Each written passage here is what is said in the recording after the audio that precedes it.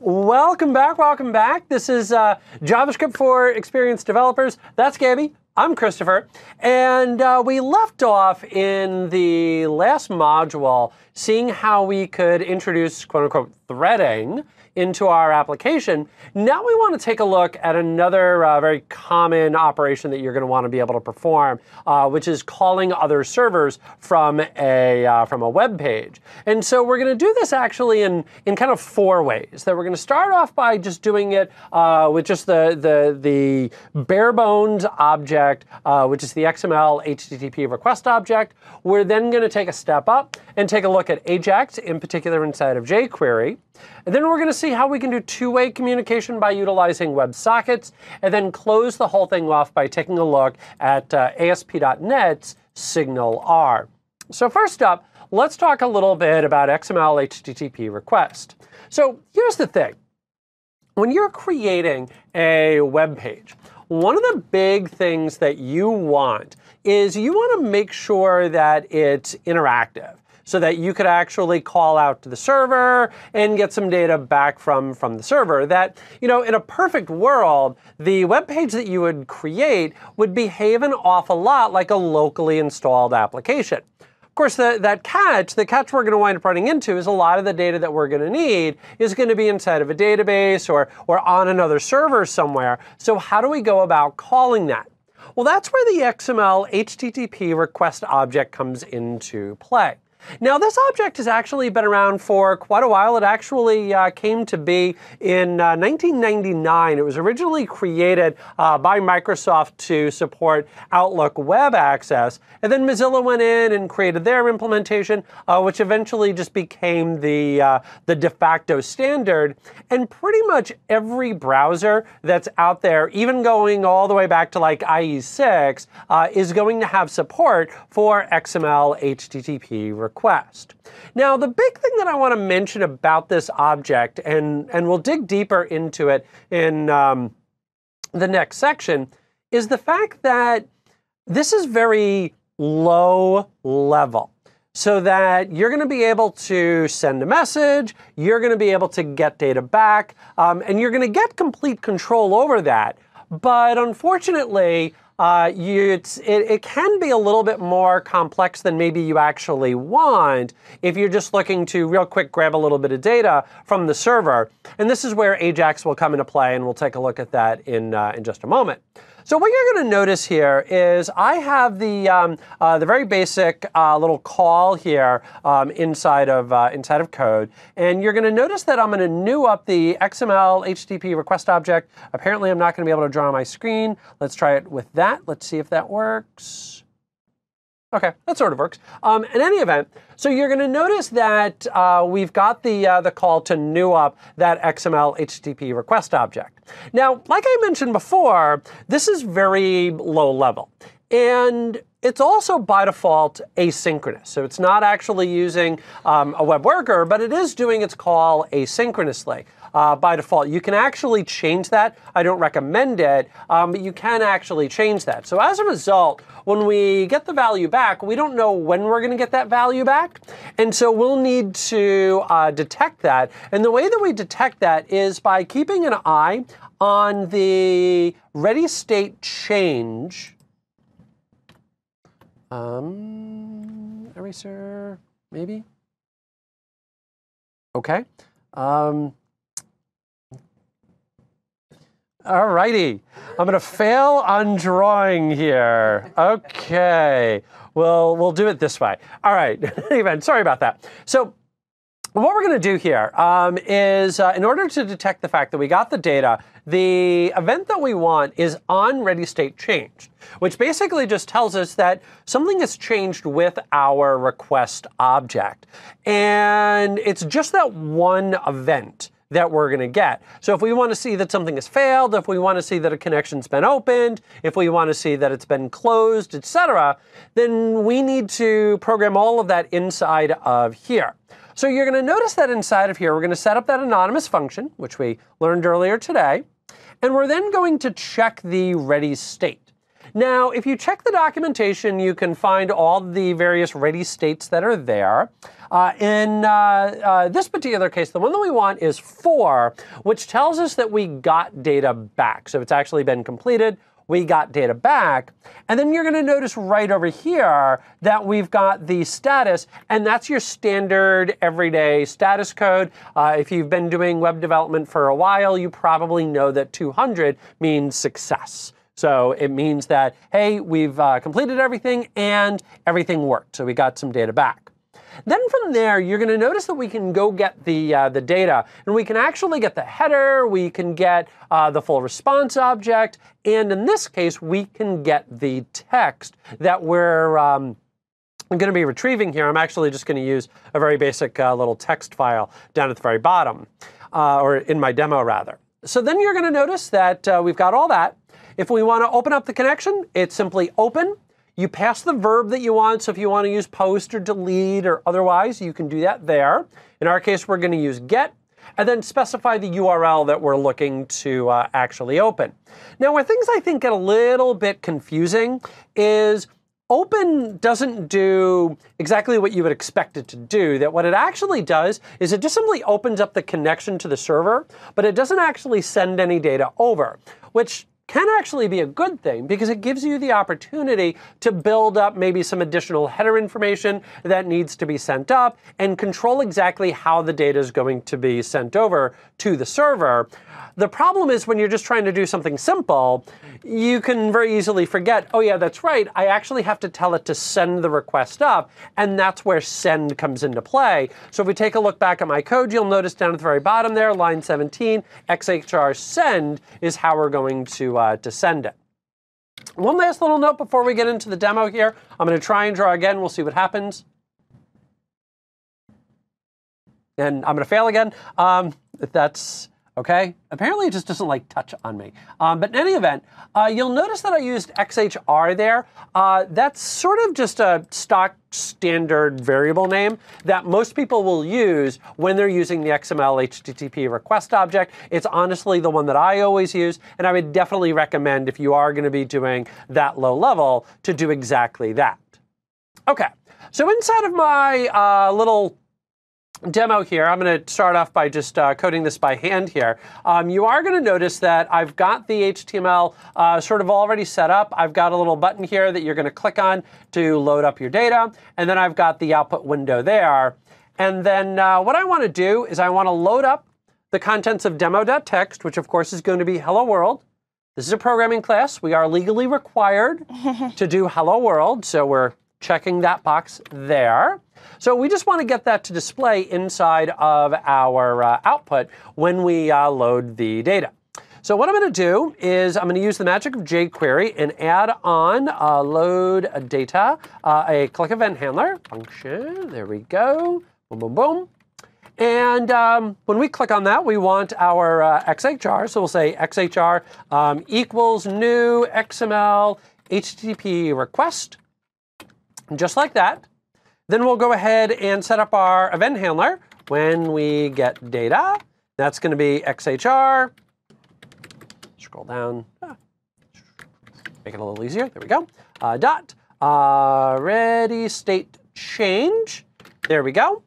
And we'll set that equal to a function. And inside of here, make sure we have data. And that's going to be if XHR, and then our ready state is 4, and XHR status equals 200. There we go. So again, 200 means success. 4 means that it actually completed and gave us some data back. So then I'm just going to simply say var data equals XHR, and then the response is what we actually want. You're going to notice that I could actually detect what the response is. You'll also notice that I've got the ability to get XML off of there, or we can just grab text. Now, one of the things that you could start to get into if you were getting really, really fancy here is you could actually use this to send JSON data. Here we go. You could actually use XHR to send JSON data, which would actually allow you to lob an object from the server down to the client. And the way that you would read that is by using the response text. And then you would just simply need to convert that into a JSON object. There's actually a JSON helper to help you along with that. But better yet, use jQuery, which we'll talk about in just a couple of moments. In my case, though, it's just simply text. So I'm just going to grab that. I'm just going to simply say response text. There we go. And then let's go ahead and inside of our output, the O is silent there, text, and we'll put in the data. Cool. So now let's go ahead and open the connection. And that's going to be done by saying XHR open. And then in my case, it's going to be get. And then the URL is going to be demo.txt. I'm very creative in my naming there, as you can tell. And then let's actually send the signal. Send the request. And XHR send.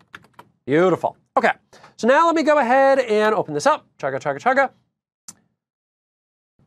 And I've got my little load data. Let me click on that. And sure enough, it prints out hello world. And it's doing that by actually calling out to the server, which I think anyway is kind of cool. All right. So that's how we could, just really down to the most basic of level, start calling out to the server.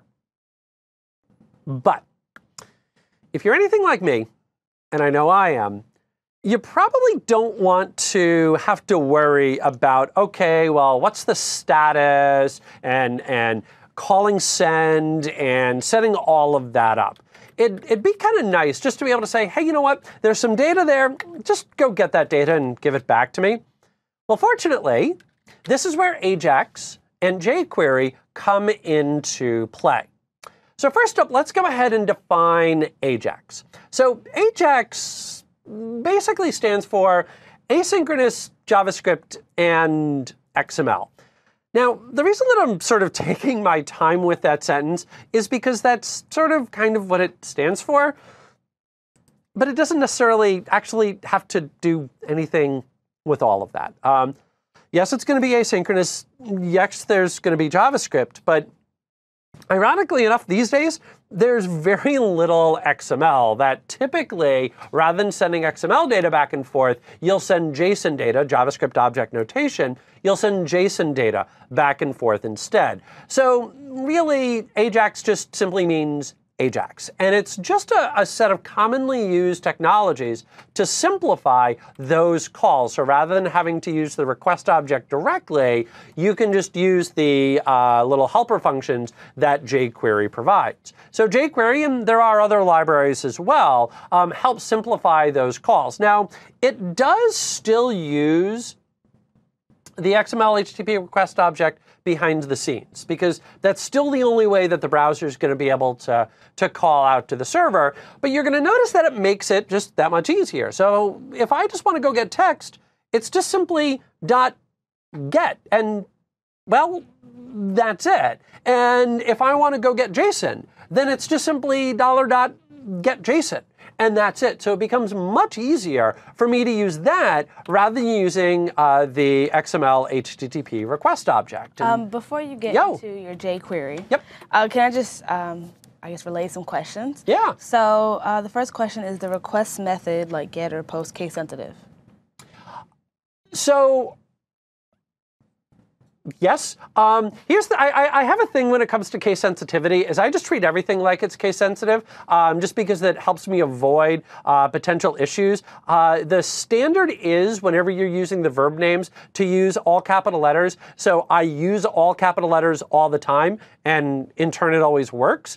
So I really don't know the answer to whether or not it's case sensitive because I've never tried it in lowercase letters. So what I would say is just use uppercase letters. I was definitely thinking, I was like, I think so. I don't know. Yeah, exactly. The next question is, if I have a server-side address that returns data upon HTTP GET method, can I just get it from the URL, or does it need to be a file? No, you could absolutely get it from the URL. So if you're going to be calling, I kept it really simple and just used a text file. But if you were calling PHP or Node or MVC and it was going to be sending down text, you could do that as well. So it doesn't have to be just a static text file. In this little example, because I'm using response text, we need to get text back. But how that text is generated on the server is completely up to the server. OK, and then the last question. Yeah.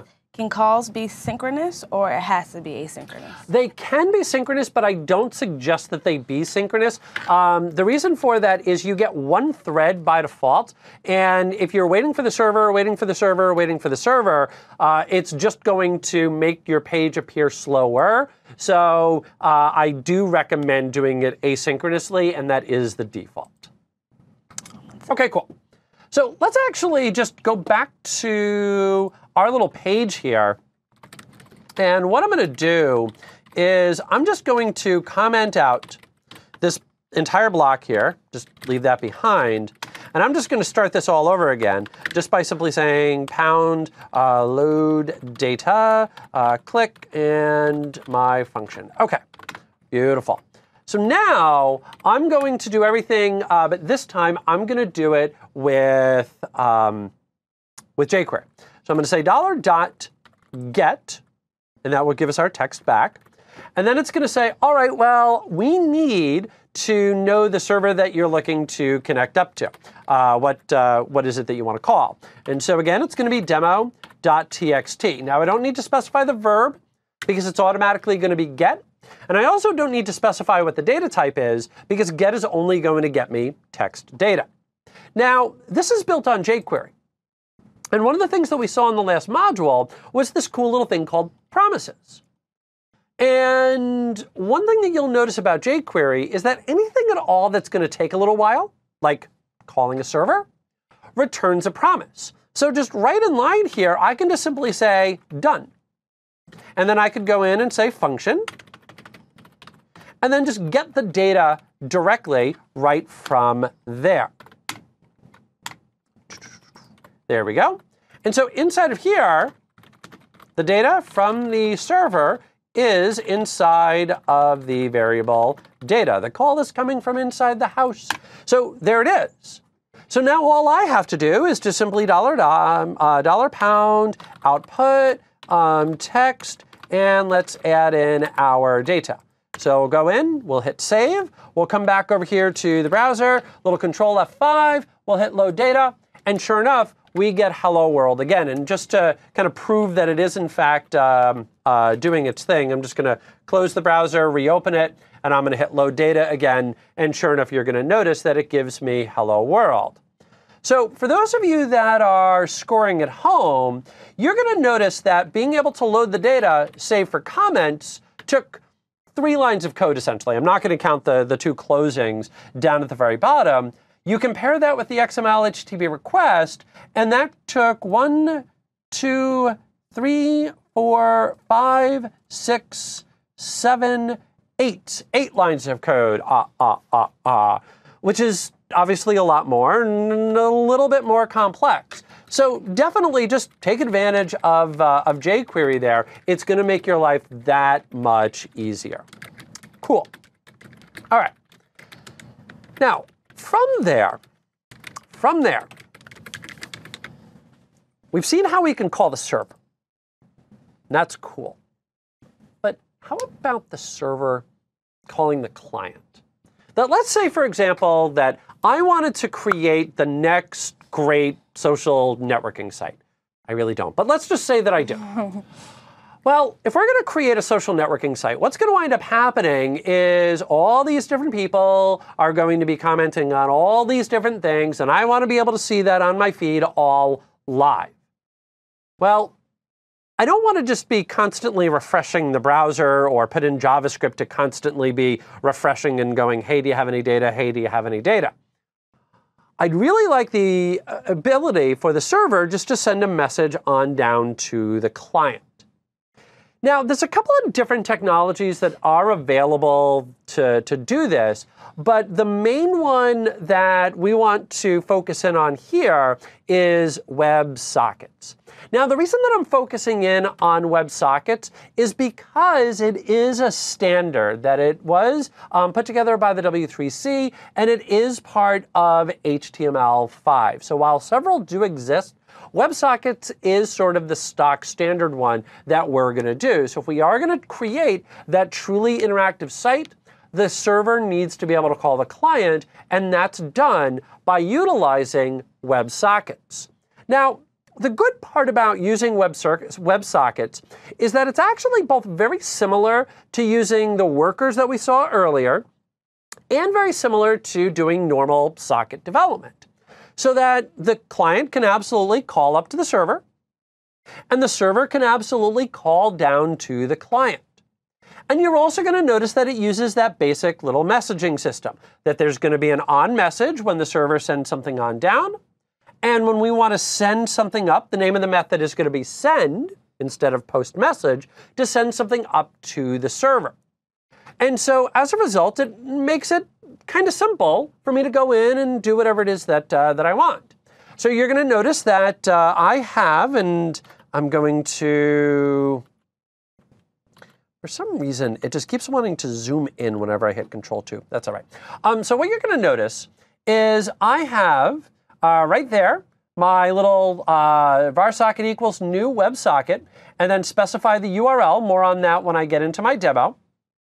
And then you're going to notice that we've got our on message. So that's going to tell us, hey, we got a message back. And then also, just like we saw in our worker, it's going to actually be an event args object where we'll actually have some data. So I'll retrieve that data off of e.data. And then you'll also notice that when I want to send something up, it's going to be simply call send. Now, here's one little catch, which is that the socket can take a few seconds for it to open.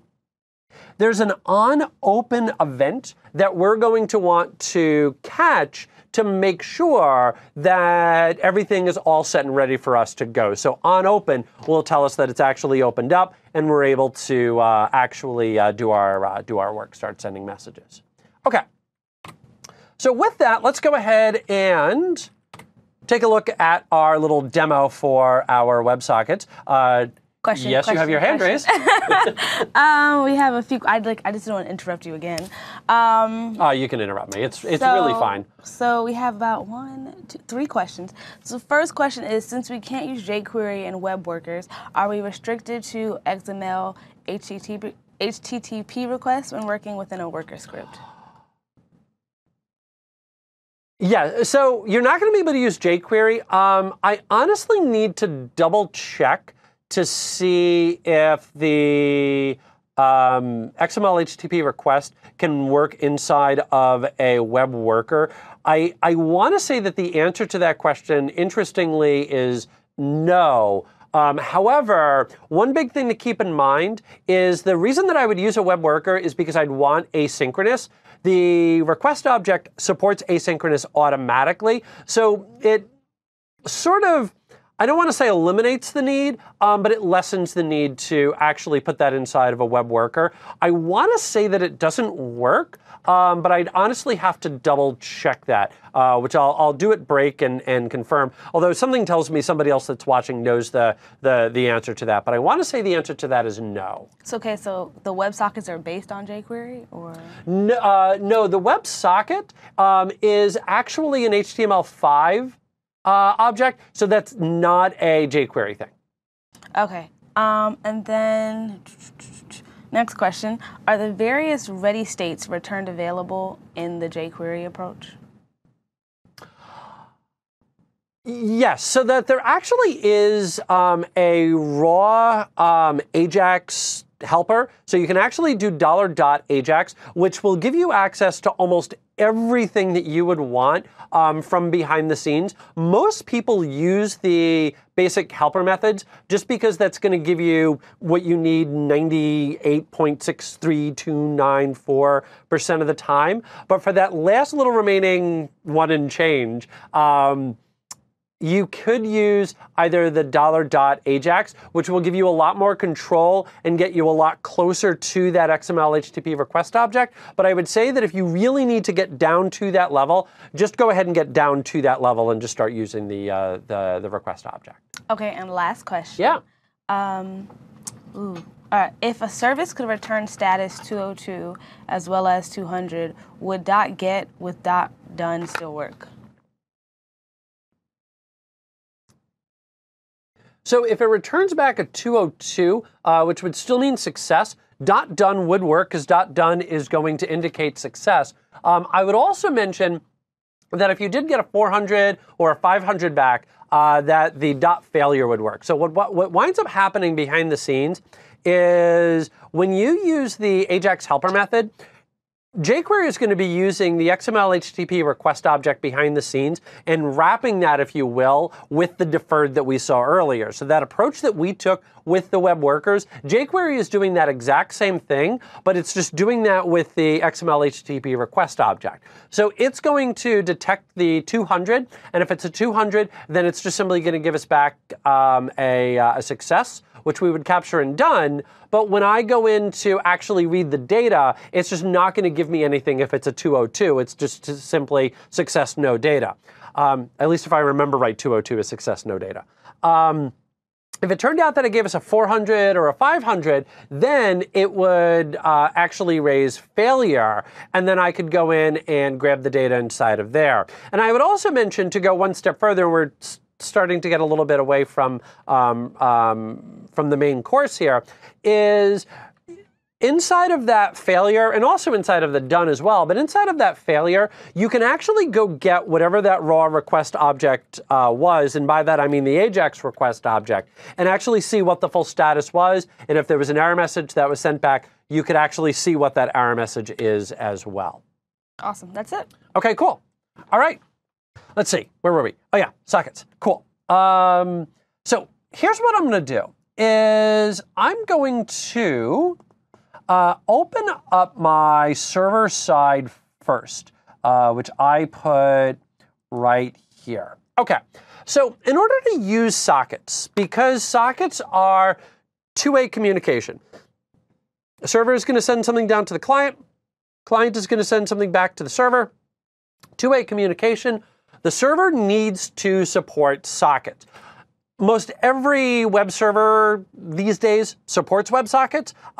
This is the ASP.NET implementation. Node supports this, PHP supports this. When I do server-side development, I'm an MVC and sometimes Python kind of guy, and so that's why I did this with C#. But in any event, what you're going to notice, the basic way that this works, is that when a connection comes in, it's going to actually call start to handle the connection. We're going to wait until we actually receive a message. When we do, I'm then going to call my little process.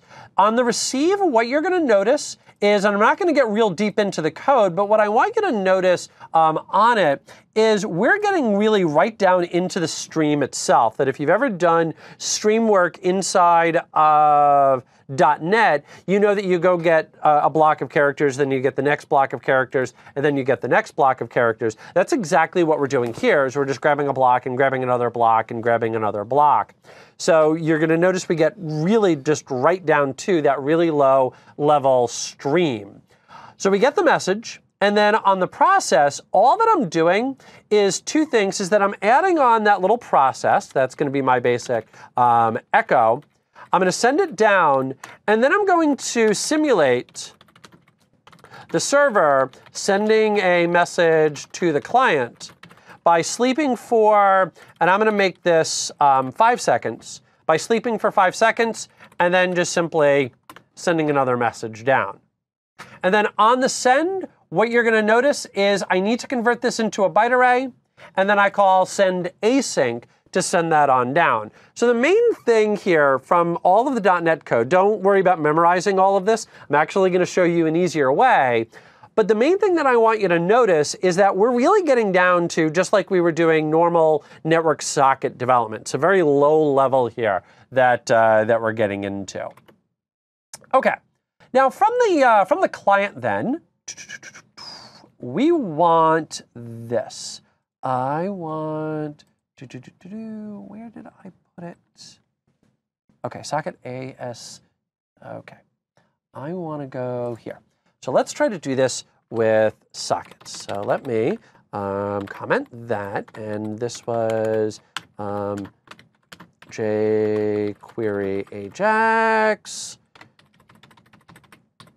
This was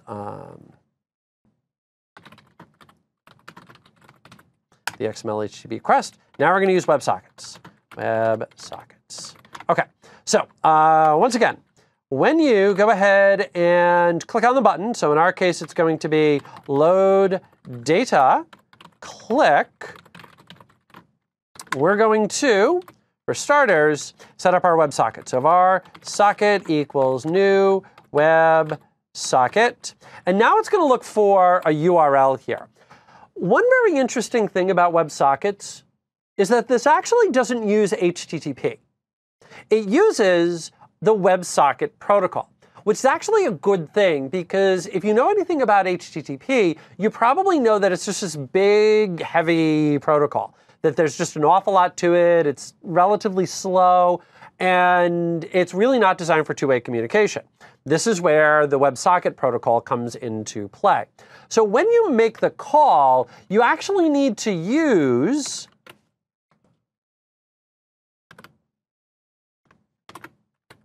WS inside of your URL. So you'll notice that unlike before, where I was just simply saying /, which would use HTTP, I explicitly have to state WS : and then the location. And in my case, it's socket ASHX, which is actually what's going to serve up that C# code that we took a look at before. Then I can go ahead and say on message, and we'll go ahead and say function, and this is going to give me my data. And every time we get a message, we'll just simply append that in. What did I call that? Output. You know what I'm going to do? I'm going to change this actually, I'm going to do it this way. UL ID equals output list, just to keep it separate. There we go. Output list. Append li plus e.data. That's going to give me my data, plus, and then close out our li. And while I'm doing this, it's worth mentioning that we could have used a JSON object or something like that. That would have actually worked just fine. So, but in our case, we're just doing this. And then once it's ready, so we'll go ahead and say socket, and then on open. So now we know that it's actually ready. We'll actually send up our data. So let's just go ahead and say socket send, and my data, which I'm going to pull from the message text box. OK, and val. Yo. All right, 2 questions really quickly. Yep. So question 1. Question 1, there is a load event on the XHR. What is the difference between onLoad and onReady stage change? So onLoad, if I remember right, is just going to execute when it's loaded up the object itself. I don't believe that that's going to be when the data actually comes back. You do want to use that onReady state when the data comes back. And then the last question is, so this is the case where the actual response is not a file per se, but a result of the server-side operation. So I think that has to do... Exactly. Yeah, although, you know, really in both cases, it would be the result of a server-side operation. You know, I just used a text file, but as we talked about before, I could have just as easily called, you know, something running PHP or Node. OK. And last pop-in question, just popped in. Can we receive audio files from WebSocket requests? Yes? Question mark? I want to say that you can. The one little trick, though, is I want to say that there's a different serialization that you need to use, that you just have to simply tell it that you're going to be sending down binary data. But I want to say that you can send down binary data using it this way. I want to say the answer to that is yes. So don't quote me on that, but I want to say the answer is yes. OK. Cool. All right, so there is everything. I think I've got it all. I'm going to send my message up. OK. I'll give this a 7% chance of working. Oh, that's funny. You know what I forgot to add in? A text box. All right, talk amongst yourselves. I'll give you a topic. The Industrial Revolution was neither industrial nor a revolution. Discuss. What? Message. There we go. And input type equals text, text, class equals form control, and ID equals message. OK, there we go. Try that again. OK, so let's go ahead and test this with a silent X, and then hit load data. And second message there. OK, so here's what happened. What happened was, and let's just kind of refresh the page and actually just do it again. I think this is so cool. So what's happening here is I'm going to send the message up, and it comes back, tells me it was processed, and then the server is actually going to send me another message. So you're going to notice here that inside of my code, I didn't actually make a request to the server to say, hey, server, give me data. I sent data up to the server, and then I said, hey, when the server sends me data, I want you to do something. So that second message that's coming down is not because I went back to the server and said, hey, give me data. It's because the server sent me data. We had an event based on that, and we retrieved it that way. I think that's cool. All right. Cool. Any other questions to there? No. OK, I like it. Beautiful. Someone likes your watch. Thank you. It's my Garmin. Oh, wait, we just got a question. Yo. How would you change what port the WebSockets use, port 80 versus port 443? Oh, great question. So, so the question is about WebSockets and ports. You're going to notice in my case that my WebSocket used 49439. And the reason for that is because I'm using IIS Express, which just randomly comes up with a port number. So that's why it's using this. By default, WebSockets is going to use either 80, or if you want 443, it's going to be WSS. So WS, WebSocket, port 80, WSS is going to be 443. So it actually uses the exact same port number, but it is a different protocol. And just like HTTP versus HTTPS, the way that you change is just by simply adding on the S. So WS, 80, unsecure. WSS, going to use SSL, going to use 443. Okay, and the last question, is there a general rule to know when the function will return data directly or e.data?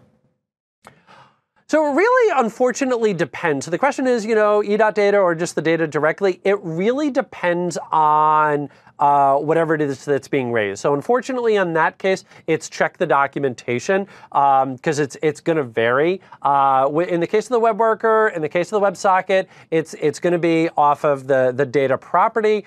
In other places, it's just going to be the data directly. It really just sort of depends. Okay. So with that in mind, let's talk about one of my favorite technologies, which is SignalR. See, here's the thing. Our WebSockets, as we've seen, are pretty rudimentary. That we've got one method to send messages, send. We've got one event to receive messages, on message. That's it. So if I wanted to do something different based on a different message type, got a little bit of a problem here because I need to figure out what the message type is. On top of that, if I'm wanting to send back and forth JSON objects, which I probably do, I'm responsible for doing all of the serialization. I got better things to do with my time than start worrying about all the different serialization. And last but not least, if it turns out that for whatever reason, the browser doesn't support WebSockets, it's up to me to manually build in the fallback. This is where SignalR comes into play. Now, SignalR is an ASP.NET technology. And it's designed to really abstract all of that away and really just allow us to program like we're used to programming. So you're going to notice that there's going to be full-blown objects, full-blown methods, automatic serialization, automatic fallback. Everything just looks like objects. So I get to program in the paradigm, sorry for throwing that word in there, that I'm used to, which is just simply using objects. I really don't want to worry about low-level socket development. It's why I use libraries like SignalR, like jQuery. Okay, so with that in mind, I'm going to actually just skip to the end here, and I'm just going to open up some pre-baked code. And I've already installed SignalR, which can be installed via NuGet package. And you're going to notice that I created what's called the SignalR hub, which is the server-side object for SignalR, and I called it Message Hub. Now, I want you to take a look at this. And I want you to notice how complex this is. And of course, I'm being facetious. It's not at all complex. That really, I just wrote a normal .NET method. What I did was I said, hey, I want you to return nothing. I want you to take one parameter, type string, call it message, and then I'm going to call this other method, which I'll get to in just a moment here, called message processed, where I'm just going to append out processed, which is just sort of my basic little echo, and have that pass into somewhere. That's it. Just like a normal method. And that's exactly the whole goal of SignalR, is that I'm doing just normal development. And granted, in my case, I'm just doing like a normal echoing, but if I wanted to call a database, if I wanted to call a web service, or whatever else it is that I might want to do, I can absolutely do that. Now, one of the other things that we mentioned is that we have the ability to call down to the server, call down to the client from the server. You're going to notice there's my send message. But the catch if I'm doing it manually is I need to hang on to that socket object. I don't have to do that here. SignalR is going to maintain all of that. I can actually access all of the clients by calling clients. It's inherited from hub. And then off of here, you're going to notice I can filter. I can choose the specific client or clients that I want. So that if I want to just call back to whomever it was that called me, I've got caller. If I want to call everybody, I can do all. If I want to create groups, I actually have the ability to create groups. And you'll also notice that this is a dynamic object. And so we're able, if I go in and I call all, to just graft on another method. And so in my case, I grafted on this little method that I'm going to call message processed. And this is actually going to call a JavaScript method called message processed. In fact, let's go take a look at that over here inside of SignalR. And let me just put these next to one another. There we go. And there we go. OK. So what I want you to notice is there's my message processed right here. I know that the line breaks are unfortunately throwing things off a little bit here. I'm going to come out of this in just a moment, but I just want you to see this. So I want you to notice that there is my message processed, and then right here is my message processed. So this right here is going to call that right over there. The other very big thing is you're going to notice the name of that method is process message. You're going to notice the name of this method right here is process message. So from the client, when I call process message, that's automatically going to go up to the server. From the server, when I call message processed, that's automatically going to go down to the client. It's automagic. The other really cool thing there is you may notice the casing difference, that in .NET, convention is to use Pascal casing. In JavaScript, convention is to use camel casing. SignalR will automatically take care of that for me. So that all I have to do is say, hey, I want the message hub. You'll notice, name of the object, message hub, message hub. I want the client side. And on the client side, I'm going to add on a little event, a little method called message processed. And that's going to give me my message. And then you're going to notice that I'm going to start up SignalR. Once it's all started up, I'm going to enable my little button. That's all that that's doing right there. Enable button. I'm going to add a click event handler. I'm going to retrieve the message from the text box. And then finally, I'm going to send that message to the server. And specifically, I'm going to call the process message method on the server. No send, no on message. I'm just going to do this. And if this was a JSON object, this was an object and not just a normal string, SignalR would automatically take care of the serialization for me. It's just that simple. And so you'll notice that if I fire up this page here, and let me just, Windows 7 was my idea. There we go. Watch this. I want you to watch the right-hand side.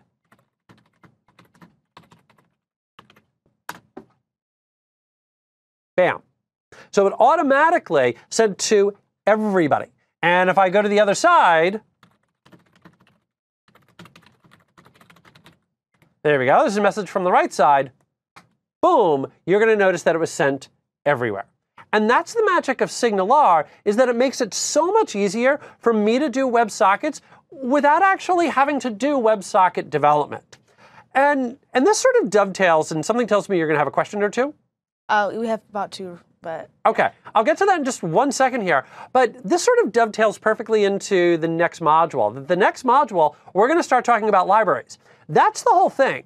That JavaScript gives you a lot of raw components, and a lot of other people that are much smarter than either of us have already gone out and built the add-ons and higher-level tools that are using those underlying components to help make life a lot easier. So then that way we can focus on the solutions rather than on the raw individual components. OK, you had questions. OK, question number 1. Do you use a particular library on server side in order to use WebSockets? Oh, OK. So the question is about library. You do have to go grab SignalR. For WebSockets, sorry. Yes. For WebSockets, no, that it's actually part of the system web library, the system web namespace. OK. Are there any alternatives to SignalR, sorry, that was typed weird, for non-ASP frameworks? The answer to that question is yes. I personally don't know what they are because I'm admittedly mostly an MVC developer. I also do Python as well, but I'm mostly an MVC developer, so I don't know the answer to that as far as actual libraries. But I guarantee you that somebody else has built it. Okay, and wow, the questions are just coming in. When you call the SignalR from client, where did you define the URL? Oh, so when I call the SignalR from the client, what you're going to notice right up top here is I've got 3 different script references. I've got one to jQuery. jQuery is required. And then I've got one to SignalR, which when you install SignalR through the NuGet package, which you have to do, right-click, Manage NuGet Packages, and just type in SignalR. And I've already installed it, which is why I've got the little green check, but you just install that right there. When you install that, it will automatically give you the, you're just not behaving for me. It'll automatically give me the JS file that's required right here. And then the last one that you're going to notice, so this is just the all-up SignalR. And then finally, these are the specific ones.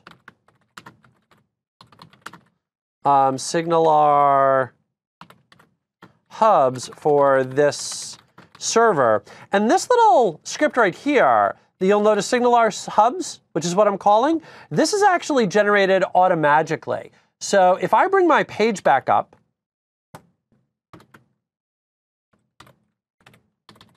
and I go to SignalR hubs, And apparently it's going to make me do it that way.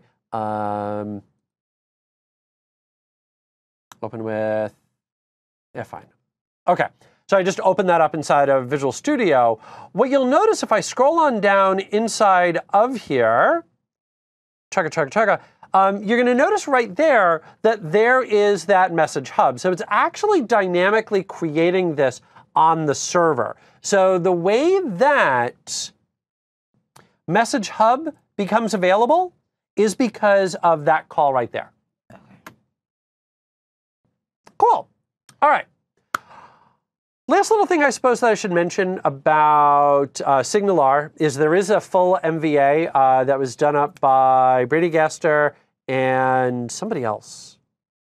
I think it was John Galloway. It's either John Galloway or Jeremy Foster, one of the two. But in any event, if you want to know more about SignalR, there's actually a full MVA on SignalR. So in any event, let's go ahead, take 10 minutes, and then we'll come on back. We'll take a look at some libraries, talk about some next steps and where we go from here.